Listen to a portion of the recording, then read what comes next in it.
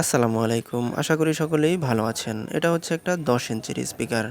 এই স্পিকারটি কাটার পরে কয়েল ম্যাগনেটের সাথে ফেঁসে গিয়েছে।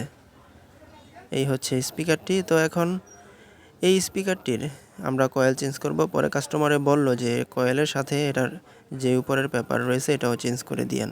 তো সব কিছুই আমরা চেঞ্জ করে দেব। দেখতে পাচ্ছেন পেপার, কয়েলের অবস্থা কালো হয়ে গেছে একেবারে।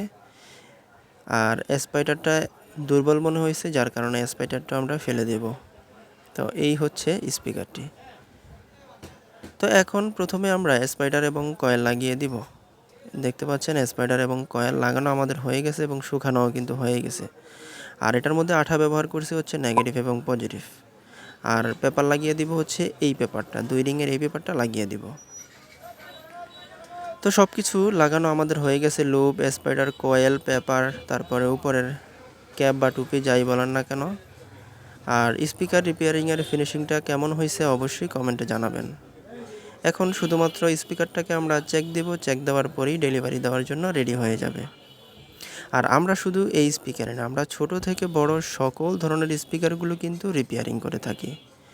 কেউ যদি কোনো স্পিকার রিপেয়ারিং করাতে চান সেক্ষেত্রে আমাদের মোবাইল নাম্বার এবং লোকেশন ভিডিওর স্ক্রিনে দেওয়া থাকবে, আপনারা যোগাযোগ করবেন। তো ভিডিও এই পর্যন্তই ছিল, দেখা হবে নেক্সট ভিডিওতে। আল্লাহ হাফেজ।